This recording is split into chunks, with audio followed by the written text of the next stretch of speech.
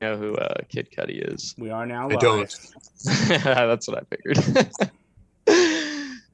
Yeah, no, I like the new song. I gotta say, with Bearable Bull, he definitely gets you pumped up. That's one thing I'm Oh, saying. he has Like, the best hype yeah, videos. if you want to feel good with the price going over $1, you listen to like a Bearable Guy video.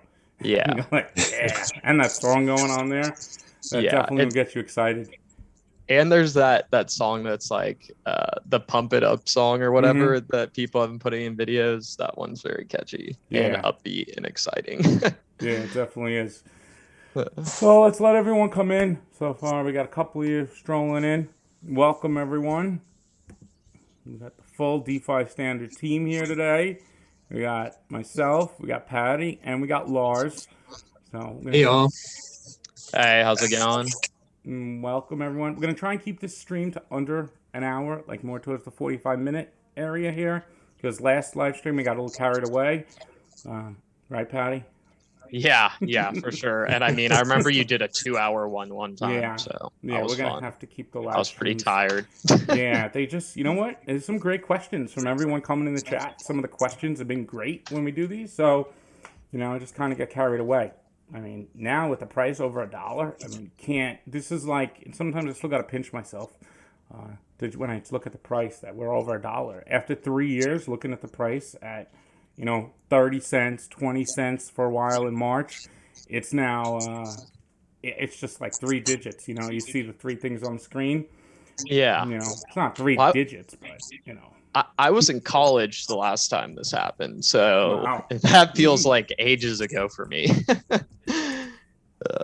Yeah. All right, so will Flair launch an IDO launchpad? It looks like what they're launching, Patty, we talked about this. Their launchpad looks like it's more going to be a fair distribution, so you'll like kind of mine those new tokens. I'm not sure you're going to be able to like buy them the way you do with like an IEO. It's more going to be a fair distribution where you would mine those from, staking in the Flair farm, and then you would earn those new tokens of the new project. That's my understanding of the launchpad. I don't think you're going to be able to buy like an IEO early or anything like that, especially with all the ICO laws. I think that's going to be difficult, but I think it'll be more along the lines of a DAO distribution where you farm out the tokens the way you do at YFin. You would do that with the new projects, and the governance is going to decide all this. So that's one thing that once you earn your YFin, which is going to be the main governance token, you're going to be able to stake it. And we're going to talk about that today because Patty is in the process of writing a really nice blog on the APY cloud, which is going to be posted on the DeFiStandard.com. So we're going to talk about that a little today in today's live stream. We also have Lars with us, who was on the call with the SEC case this past week. So we're going to talk a little about that. But I think first we're going to start off with the APY cloud, which I think is one of the most interesting additions to DeFi protocols that I've seen to date. I mean, let's put it that way.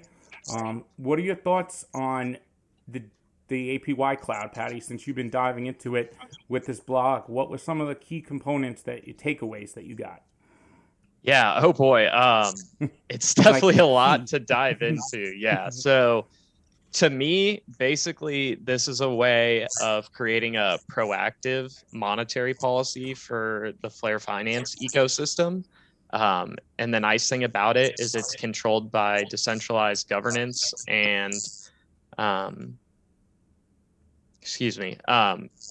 basically it's programmed into the entire ecosystem. So they have these 3 different protocols basically that can be triggered, and that basically those are called the excess distributions phase, stress distributions phase, and bond distributions phase.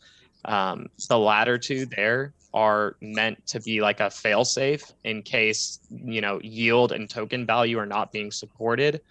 So it's basically the way of like, if you imagine a traditional like central bank would pump stimulus into an economy or something like that to bring it back to life, it helps bring some reserve Y Flair and boost the ecosystem.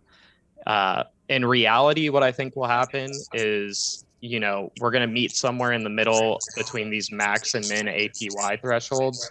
and the market will kind of determine what's going on. So those are kind of my big takeaways. I think they're more like outlier scenarios. So Well, I think that it could support the value of YFin as you earn them. You know, you're going to be able to have a place to put your YFin now once you farm it, and then be able to stake it in the governance pool and to earn yield on it. I think that will support its value, and I like that.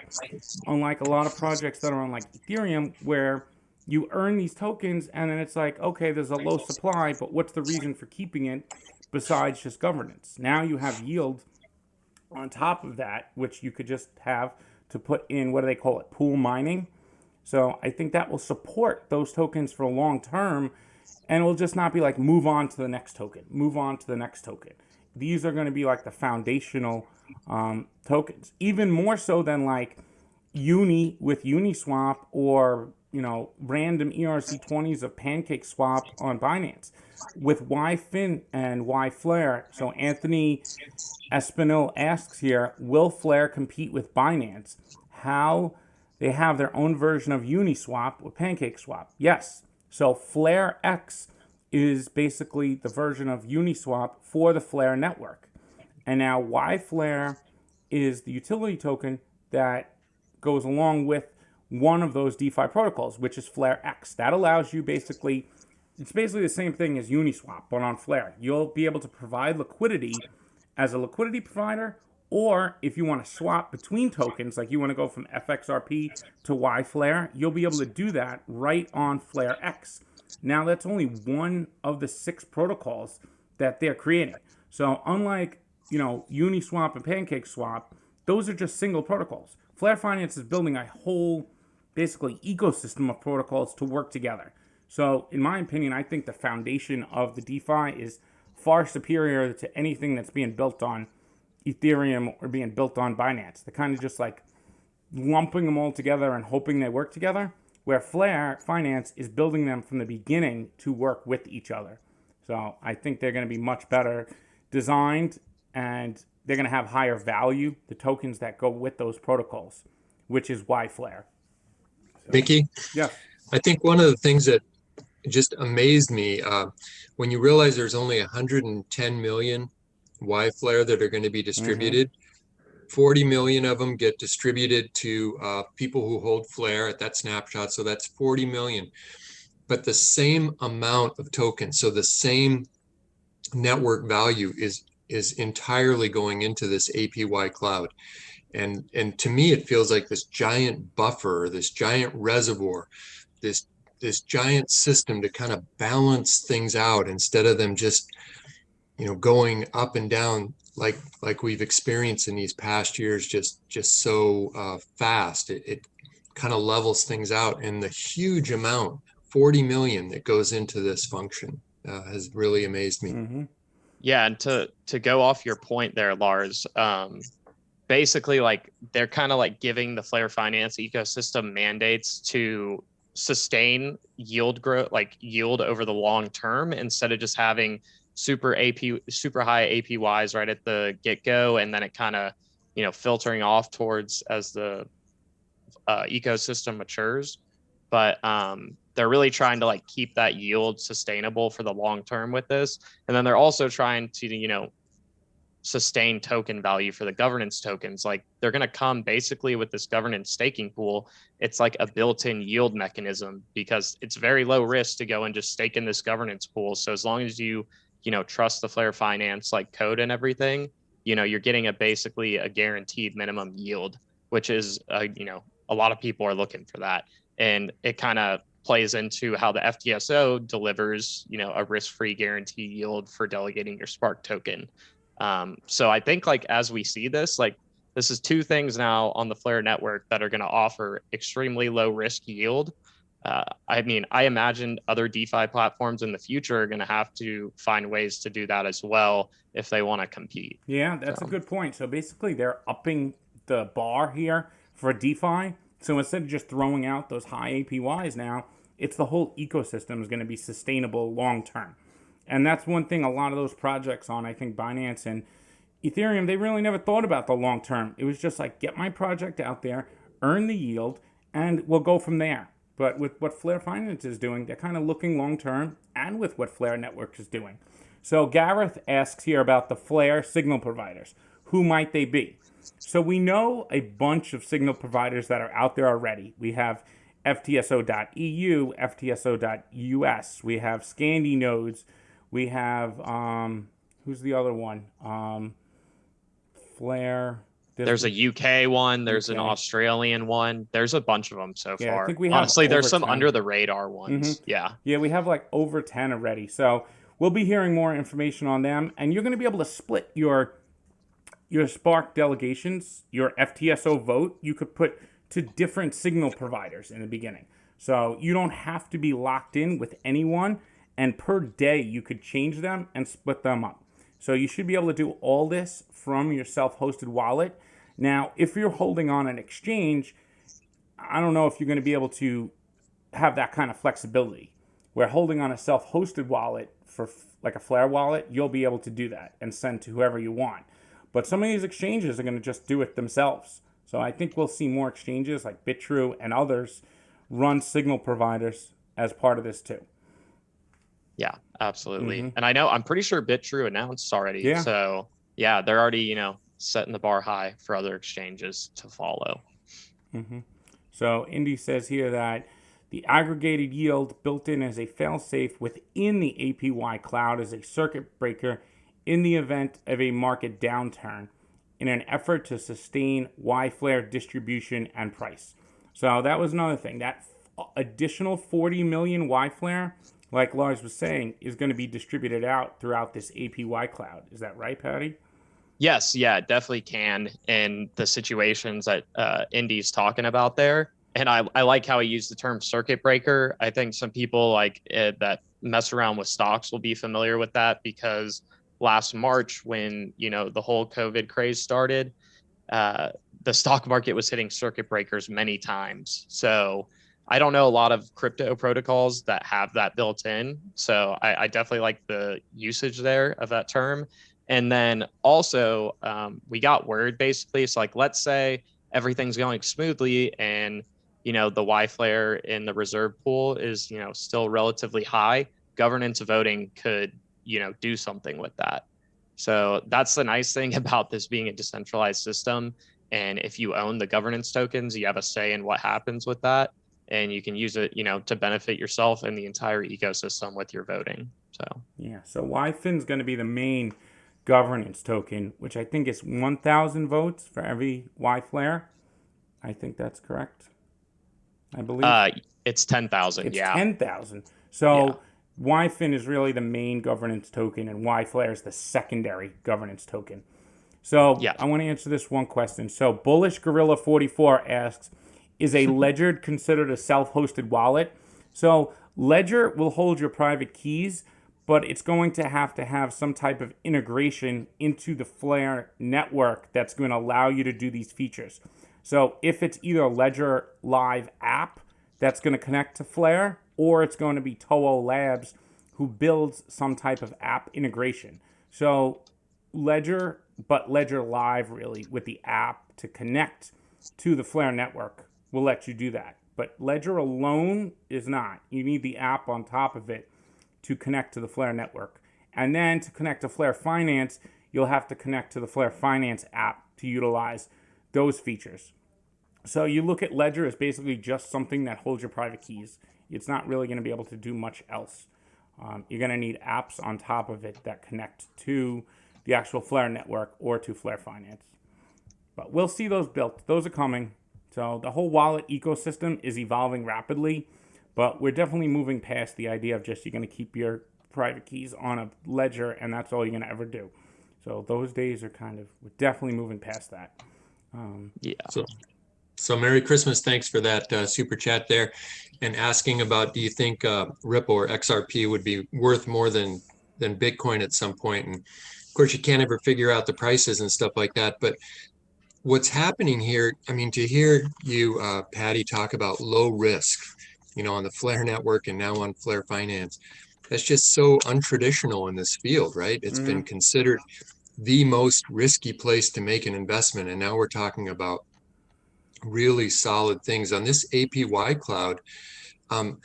they don't even make their distributions until they've averaged for 3 months.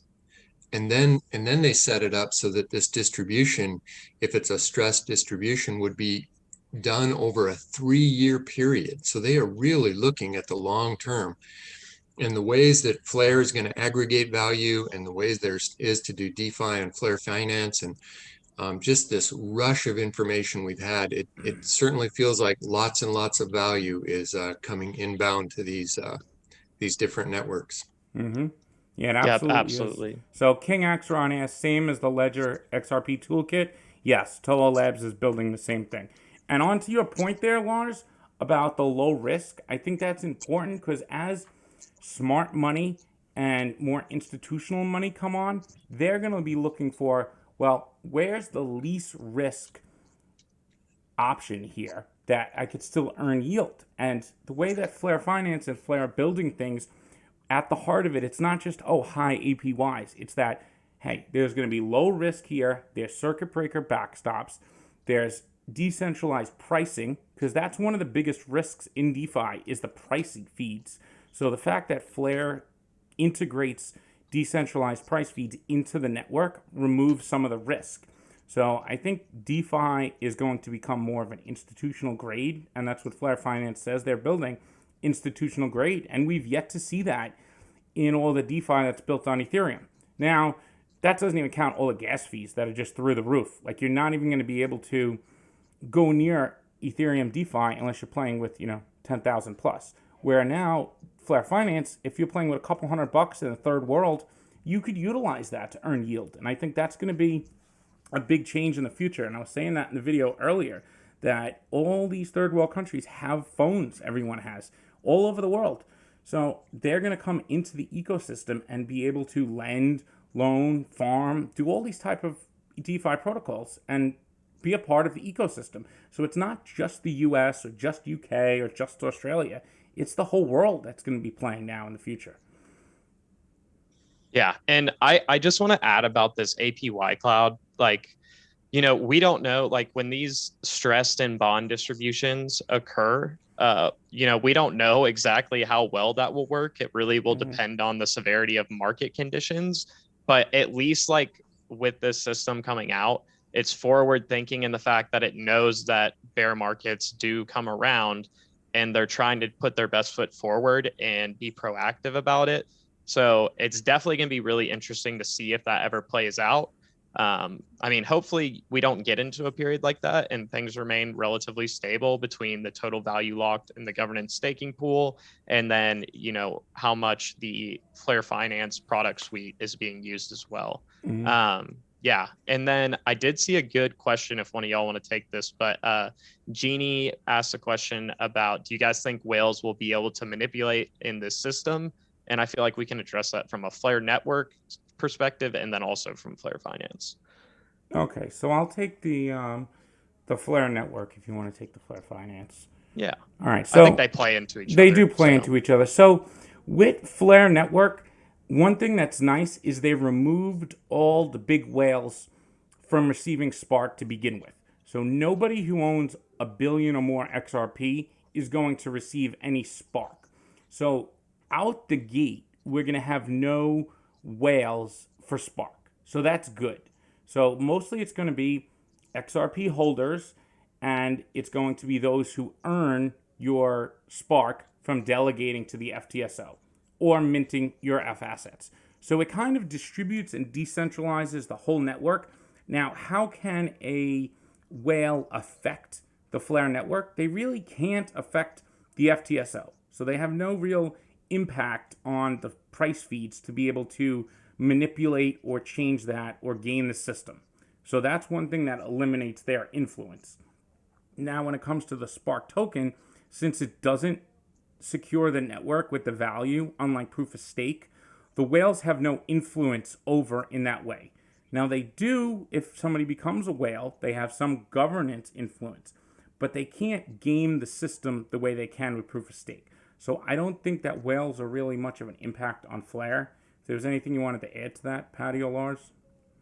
Well, one of the things we think about with whales is just the ability to spike the price or drop the price up and down and stuff like that. How specifically would you address that? The way I think of it is there's just going to be so incredibly much value brought onto the Flair network that these whales will be having less influence. They're going to have to be competing against FBTC, FDoge, XRP, all those different things that are coming on. So that's kind of what I thought of as a leveling piece. But when you look at current whale action in terms on the XRP price, what do you think there? Okay, so here's one thing they won't be able to do. So if they're going to try to manipulate the price of Spark up or down, they're not going to be able to delegate their Spark FTSO votes and do that at the same time. So they're going to have to make a decision. Do you want to keep manipulating the price up and down, or are you going to delegate your FTSO just to earn more Spark? I think that should lower the whole manipulation right there, because it's more beneficial just to delegate your FTSO vote to earn more Spark than it is to manipulate the market.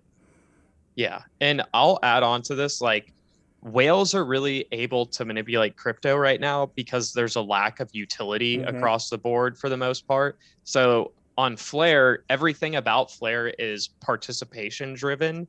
And, you know, if I'm a whale, I'm looking at, you know, do I want to sit here and play around with the price and maybe make money? But I know that this much Spark is always going to be locked up as collateral. So like that's playing against them already, which, you know, not every system has that going on. And then also I could just sit here and I already have a large amount. So I don't need to earn that much APY to be making a lot more money on top of what I already have. So there's this kind of like, you know, dichotomy there for value proposition. And I think like the Flair team in the white paper, they kind of address this.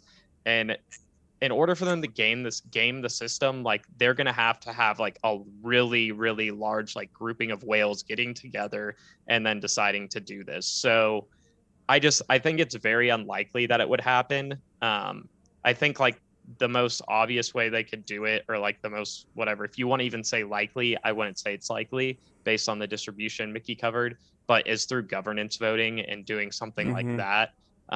You know, being able to move the price and all that, I think may be a little more difficult when everybody's utilizing the products on the system and it's not just like, you know, sitting around. One of the things I think about is that both Flair Network, now Flair Finance, I imagine everything else that comes is extremely decentralized, probably more decentralized than anything else we've seen come up. And so if people actually concentrated and centralized their power, and for some reason made the network decentralized, they would be making it less valuable. They would be working against their own interests. So you've got people now that are doing stuff and spiking the price and making gains, but they would ultimately be working against themselves if they tried to centralize. I agree. Because I imagine that's something that makes this so enticing. People coming in. I just want to answer Michael Marchese's question here. It's a good one. Will the Spark monthly drops go to the original drop zone, and can we move the site, or are we stuck with the initial address?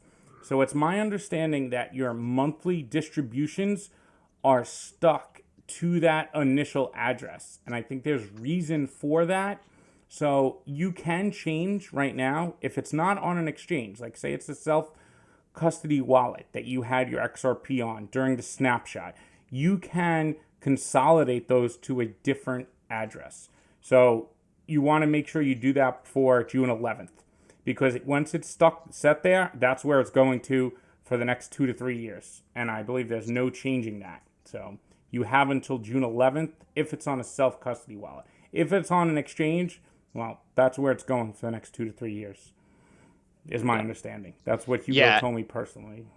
And they're going to give you like directions on what to do eventually as we get closer. Like because if they're not going to support Spark on their exchange, then they'll have a way for you to get that delivered to you. So you just got to be on the lookout. And I mean, if you really want to know, you're just going to have to keep reaching out to them. And if enough people do that, then they'll let you know sooner, I imagine. So. I think most of these exchanges that are going to set up Spark are going to offer trading and offer, you know, custody wallets of them. There might be some that don't, but I think most of them will. So Wald Gardner asks, what's the difference between Flair Network and Kava Labs? So there's a lot of big differences between the two. So Kava Labs is a DeFi protocol and network, credit network kind of, where you take your assets and you put them in a collateral deposition and then you mint out a decentralized stablecoin. Flair network is like Ethereum. It's a smart contract blockchain. So it's its own network with its own consensus. And I know Kava Labs has its own consensus, but it's built on Cosmos SDK, where Flair network uses the Ethereum virtual machine, and it's not a DeFi protocol. It's just the underlying network. Now, Flair Finance builds DeFi protocols on top of Flair network. So is there anything you want to add to that, Patty? No, I think you covered that good. And also, it has its own decentralized price feeds built into it. So it doesn't use Chainlink. It doesn't use any of these other Oracle systems. It is its Oracle system. It's built in. It has a time series Oracle. So these signal providers provide price feeds to the Flair time series Oracle. And everyone could delegate their votes to the signal providers to earn rewards for providing accurate price feeds. So instead of paying staking rewards, the Oracle system pays for accurate price feeds. So that's a big difference.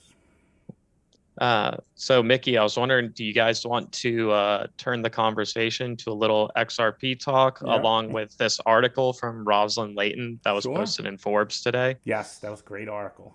Oh boy, yeah. Before we go there, just a second. It's like, Mickey, a couple weeks ago in the Patreon group that you have, you put up this article about how quickly things are going to be changing. It was from a Google executive. Mm-hmm. And I just wanted to bring that up. It was such a great article to think about the rapidity of changes. But for a couple of years, we've been talking about these things. You've been appearing on different channels saying, oh, there's this and this and this. And now it feels like it is all bubbling up to the surface and coming together like right in front of our faces. Mm-hmm. The change is going to happen much faster than people realize. So those thinking like, oh, there's a 2-year bear market coming. Like, I don't know. I wouldn't hold my breath for that. The change is going to happen so fast, and it's going to happen much faster than it did in 2015, than it did in 2017. And going forward, it's going to happen even faster. So I think it's something we need to just be aware of and expect it. Not hope for it, but expect it to happen. Mm-hmm. Mm-hmm. Yeah. And DeFi is going to go in that route. So what we're seeing, all these new DeFi protocols on Ethereum, but once you put them on a network that actually doesn't have the high gas fees and uses the same smart contracts, it's going to just explode.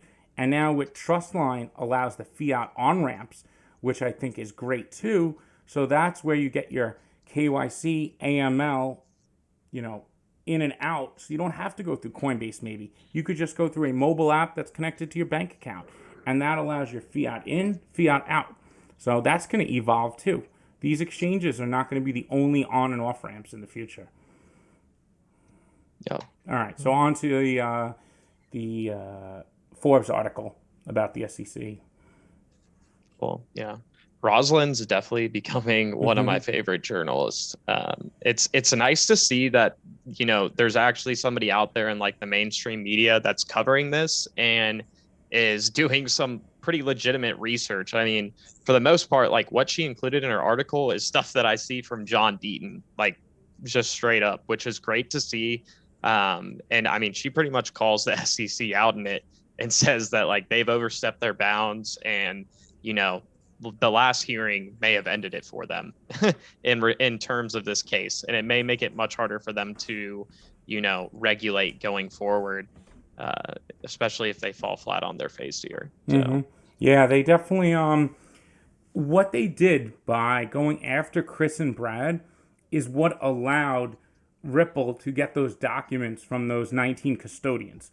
So if they didn't go after Brad and Chris, Ripple couldn't have asked for those 19 custodians, those communications and all those documents. But see, the SEC left themselves open by going after Brad and Chris, and also by saying that XRP is a digital security now. They left themselves open to John Deaton and the XRP community intervening into the case. So this is what's basically, they've given us the ammunition to be able to fight back. Really, what they should have did was just go after Ripple for selling an investment contract maybe. But the problem with that was that would have been not enough to really have enforcement action. So they kind of like forced the issue, and now it's backfiring in them. And, Gensler's going to have to come into a mess. What do you think of that, Lars? Gensler coming into this whole case unfolding. Yeah, I think if I was him, I think I'd keep teaching at MIT.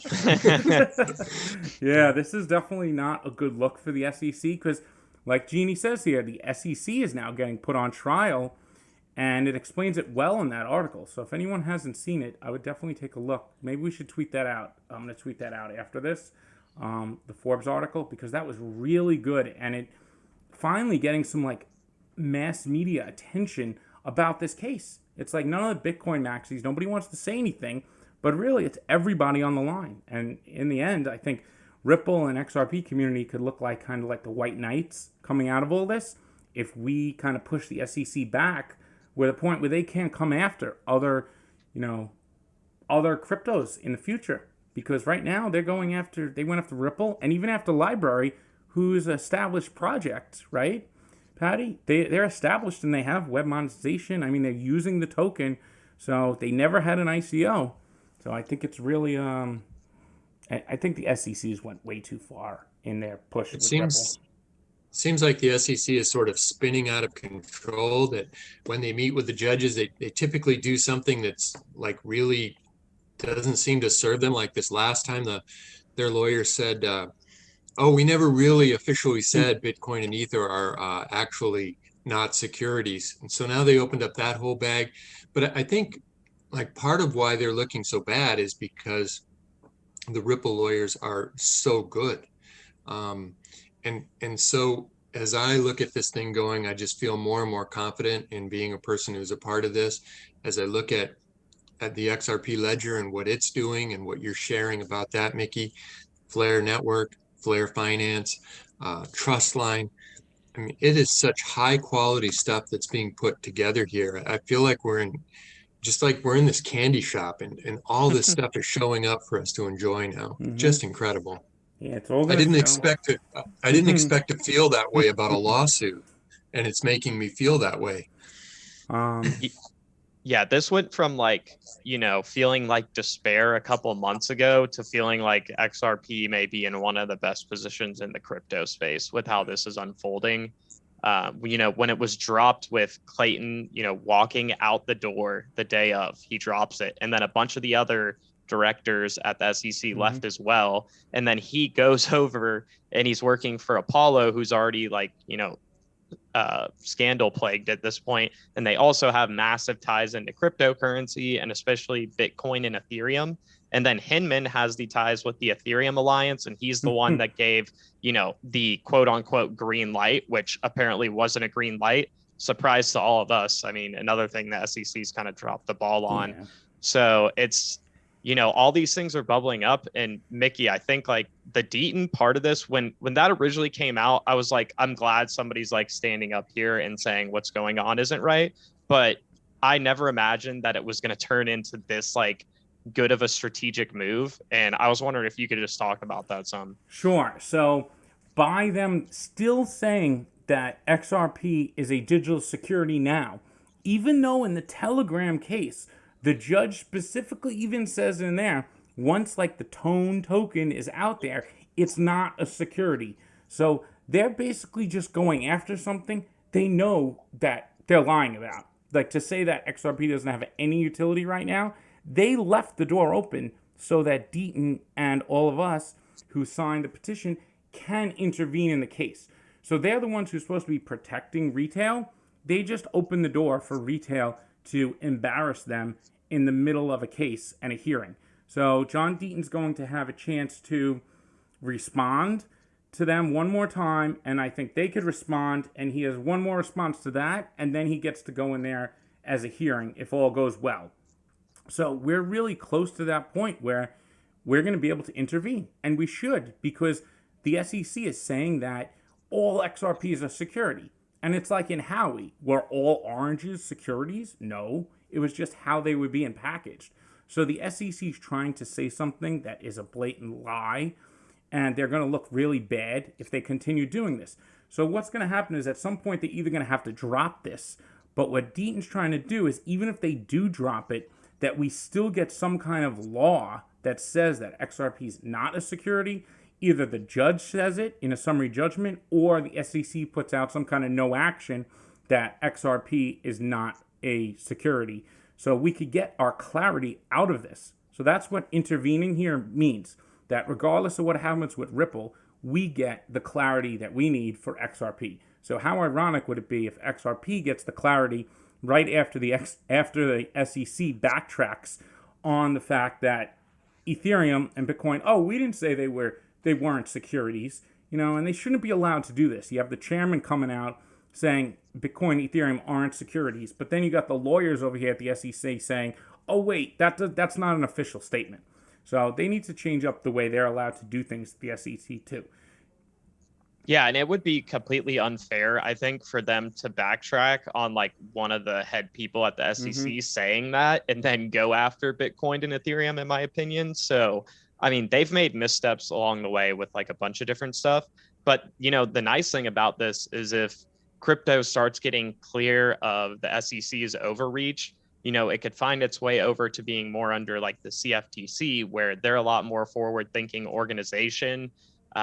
So I think that would be much better for the crypto community in the United States and, in essence, basically the world, because we'll be participating too in all of this. So I think that's a big point. It's almost like the CFTC said, all right, SEC, go after them, go embarrass yourself. And when you do, we'll be the ones who regulate this. Yeah. That's kind of what it was like. Yeah. Anything you wanted to add in there, Lars, since you listened to the call on Tuesday? There were some just really very sharp points, and I can't quote them right now, but by the Ripple lawyers. One of them was the lawyer for Garlinghouse. He said, if we could show that Garlinghouse and Larson weren't reckless, it's game over for this thing. And there's again a point where the SEC, what we're thinking is they really overreached.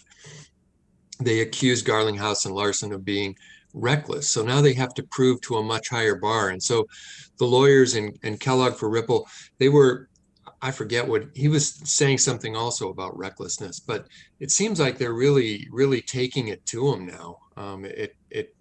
It just felt like a boxing match, which was completely one-sided. Well, they opened the power of what they were bringing. They opened themselves up to this by going after them personally. I showed that clip on Twitter where the former SEC guy says to Jay Clayton that it's a lot more difficult to go after somebody individually than it is to just go after a corporation. And Jay Clayton goes, well, it might be worth it. And this isn't even a fraud allegation or criminal. This is just, they should have known they were selling a digital security. It's just a civil matter. And there's no way they're going to be able to do that. Basically, the SEC doesn't even know what XRP is. So how is Brad and Chris supposed to assume that it's a digital security if they're the ones saying that Bitcoin, Ethereum are not securities?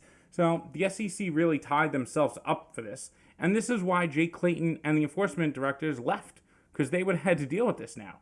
Why didn't they drop this 6 months ago?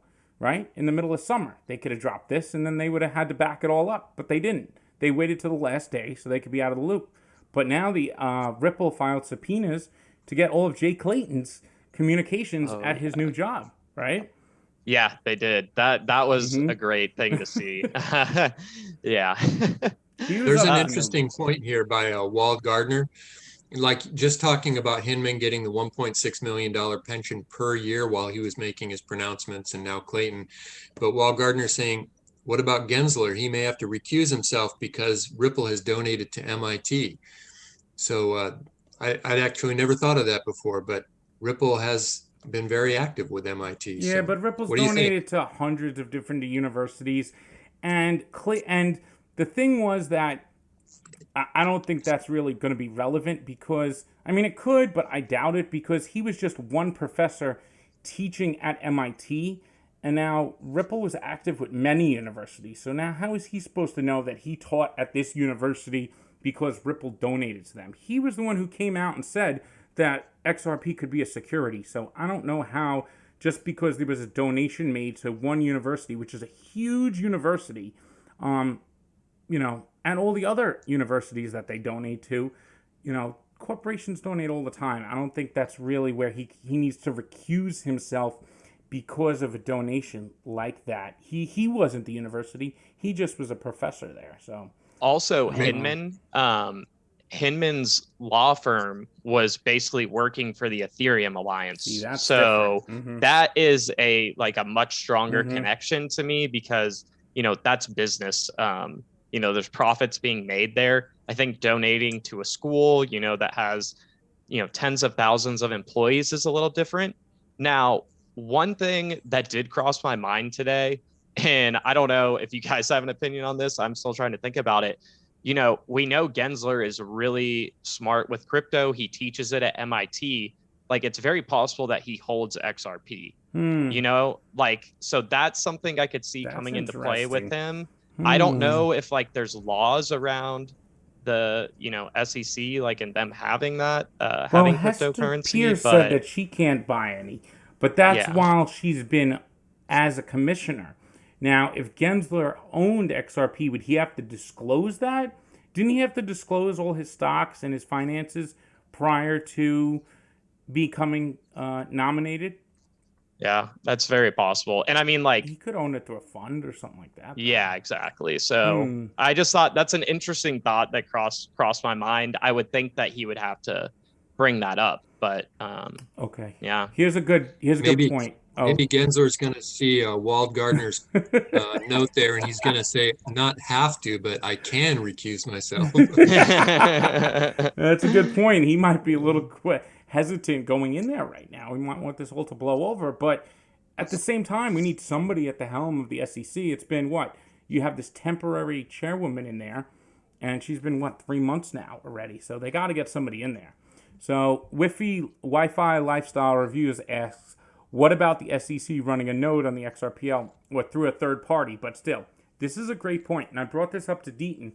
So they ran the node through a contractor for nodes.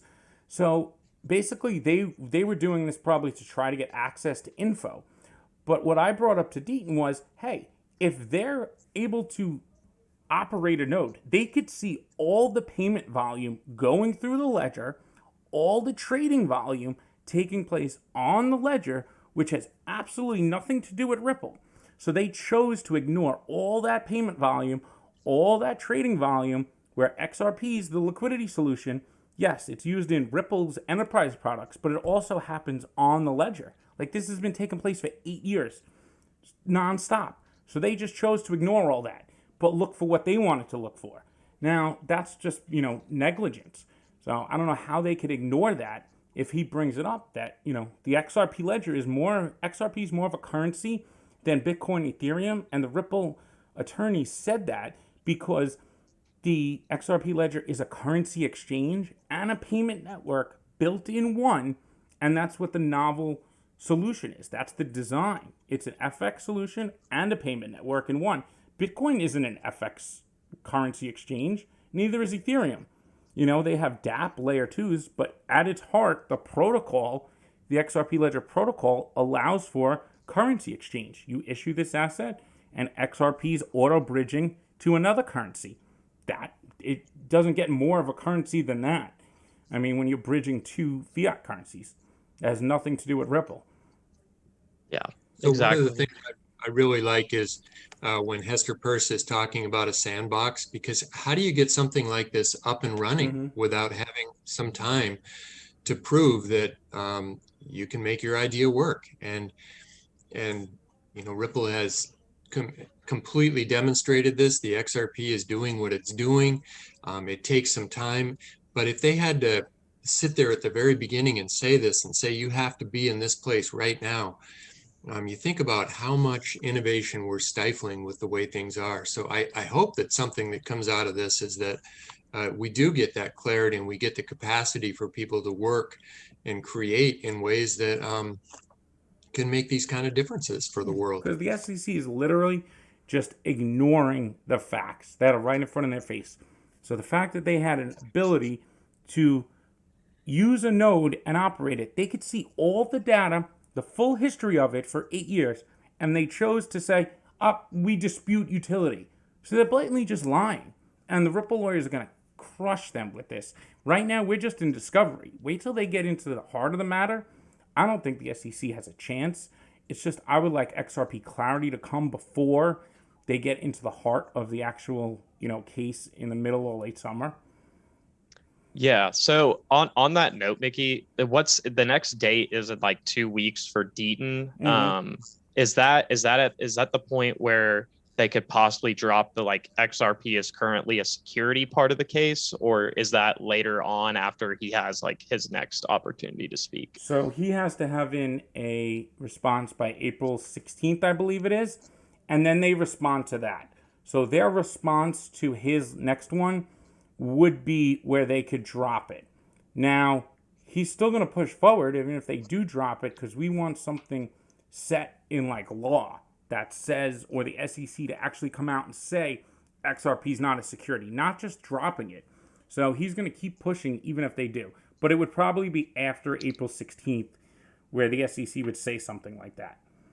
Yeah. Okay. Mm-hmm. And I think they have a couple weeks to respond to him. So Yeah, we're they maybe have, looking 2 at a weeks. month before we know exactly where this is going. And even Cool. if they do drop it, though, he's going to try and go in there and still intervene, because we want basically a summary judgment to where the judge says this is not a security now. And then you get full clarity, won't ever have to worry about anything else along the lines of XRP being deemed a security in any way. So that's what we're looking for. Yep, that will be big time. Yeah, it's getting exciting. Especially in this climate. Yeah. Mm-hmm. Yeah, I mean, they're backtracking on Bitcoin and Ethereum. I think that's going to really spook the judge a little bit. Yeah.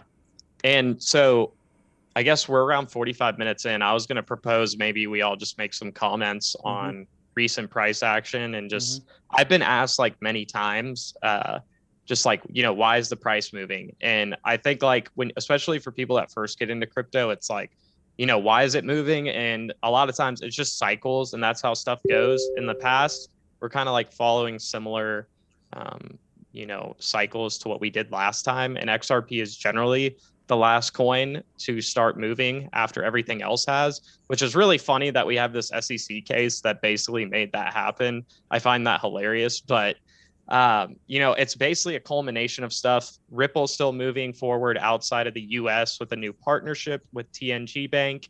And then, we also have a ton of other development going on top of the XRP ledger. I think people are seeing the weakness in the case, and then also just the general extremely bullish climate. And XRP has been left behind for the most part. So I think all those things are kind of just been bubbling up, and that's why we're seeing a lot of the recent price movement. I don't know what you guys think. Yeah, I think that since XRP's price is moving up at a time when the Ripple is getting sued by the SEC, I guess disproves everything that they're trying to say, that there's this common enterprise and everything is dependent on what it does. Well, if you're getting sued by the SEC and you're supposed to be the only common enterprise, well, then the price should just crash to zero if that was the case. But now this helps our argument and Ripple's argument that XRP's price is not dependent on a sole enterprise. It moves with the market and other use cases, just like Bitcoin and Ethereum. So it has proved itself right now that it's separate. So this price rise is good because it separates XRP from Ripple even more so. Yeah, that's an excellent point, and I think something that could possibly be brought up in the case in the future. Absolutely. I mean, it's if people are so worried about, Ripple getting sued and having some infringement on their abilities, they wouldn't be buying XRP if they thought XRP's price solely relied on Ripple. Exactly. So, I mean, it's just it makes their statements basically hypocritical almost. So, yeah, I think it's perfect. People are buying it because they expect there to be future value. I mean, that's generally what makes things go up in price, is that expectation. So, and how about all those announcements from Ripple over all the last 2-3 years? How many announcements did they make? Why isn't the price going up when they make these huge announcements? And it's pretty obvious that it didn't even move the price. So the SEC is trying to say it's all based on the fact that Ripple's doing things. Well, they had a bunch of big announcements from MoneyGram to all the things that they were doing. Didn't move the price at all. Now they get sued and the price is over $1. So I think that kind of debunks the whole argument of the SEC. Yeah, I remember like back in, 2019, 2018, we used to always be like, why does all this good news? Yeah. Why are the fundamentals not moving the price? Like all this good news, like XRP is going to be used by MoneyGram and stuff, and it barely did anything. That's because the market was in a bear market. So like the whole crypto market.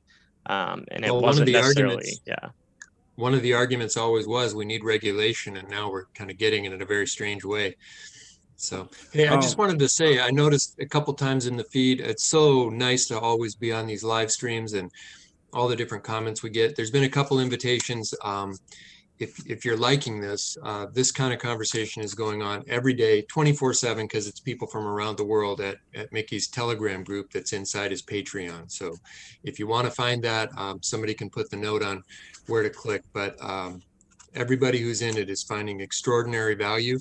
And these are extraordinary times. So I'm super thankful to be a part of that group. And it's always fun to come on a live stream tonight with you guys. Thank you, Lars. And it's always Absolutely. a pleasure to do this and share the knowledge with others. And we're all in this together. And now when Flair's ramping up, we have a whole new network that we're going to be the founders of.